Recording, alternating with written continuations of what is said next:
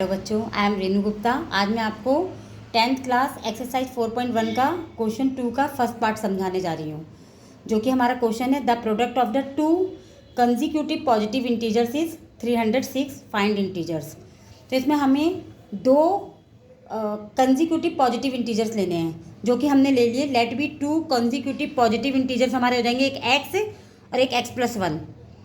फिर according to question हम लोगों का उनका प्रोडक्ट दे रखा है, तो हम लोग ने प्रोडक्ट में से x मल्टीप्लाई x+1 करा इक्वल्स टू में 306 ले लिया। अब हम लोग ने x को x से मल्टी करेंगे तो x² आएगा। देन हम x को 1 से मल्टी करेंगे तो x आ जाएगा। 1 आगे हम लगाते नहीं, आपको पता होगा, इक्वल्स टू 306।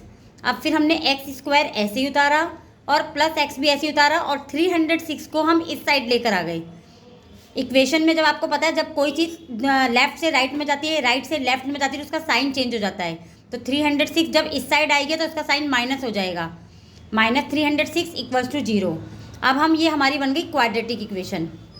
क्वाड्रेटिक इक्वेशन में आपका x² वाला जो है वो a होगा, यानी इसमें a हमारा 1 है, इसके आगे कोई नंबर नहीं है तो हम इसके आगे 1 मानेंगे। और x वाला आपका हो जाएगा b, यानी आपका b जो है 1 है, क्योंकि इसमें भी x के आगे कोई नंबर नहीं है, इसलिए हम b हमारा 1 हो जाएगा। और c हो जाएगा हमारा -306। लेट बी सपोज यहाँ पर अगर 4x होता तो आपका b 4 हो जाता। यहाँ पे अगर 5x होता तो b आपका 5 हो जाता। अगर यहाँ पर -6x होता तो b आपका -6 हो जाता। ऐसे ही इधर भी अगर x² के आगे 4x² होता तो a आपका 4 हो जाता। अगर यहाँ पे 7x² होता तो a आपका 7 हो जाता। ऐसे ये हमारा जो है ये वाला कांस्टेंट टर्म आपका c होगा। यहाँ -306 है तो -306 आपका c हो गया। सपोज यहाँ पर +5 होता तो c आपका 5 हो जाता। फिर हम लोग ने डिस्क्रिमिनेंट का फॉर्मूला लगा दिया, इट्स मीन d का, b² - 4ac। b हमारा आपको मैंने बता ही दिया, ऊपर 1 है तो 1 की स्क्वायर -4 मल्टीप्लाई 1, a हमारा 1 है और c हमारा -306 है। 1 को स्क्वायरिंग करा तो 1 आ गया आपका, माइनस माइनस प्लस होता है, प्लस कर दिया। 4 मल्टीप्लाई 1 मल्टीप्लाई 306 लिया हमने, तो हमारा ये मल्टीप्लाई करके आ गया 1224।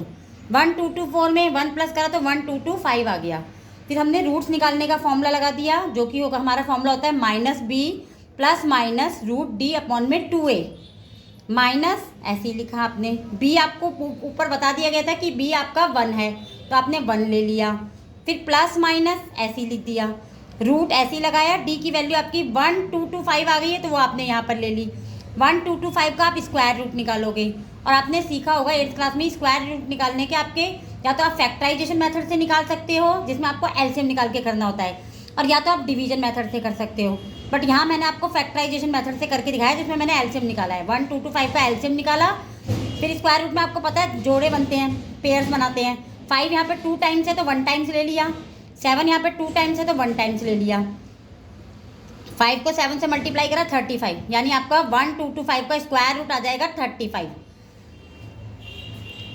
इसके बाद हम लोग ने लिखा -1 प्लस 35/2 -1 -35/2, क्योंकि यहाँ आपको फॉर्मूले में पहले से ही मेंशन है कि प्लस माइनस, इट्स मीन 35 को एक बार आपने प्लस में लेना है और एक बार आपने माइनस में लेना है, जो कि मैंने यहाँ आपको लेके दिखा रखा है।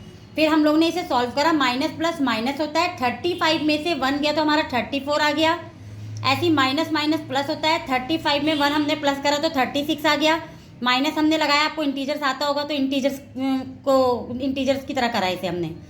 फिर हमने 34 को 2 से सिंपलेस्ट फॉर्म में करा तो 17 टाइम्स में चला गया। ऐसे ही हमने 36 को 2 से सिंपलेस्ट फॉर्म में मतलब इसे काटा तो 18 बार में चला गया।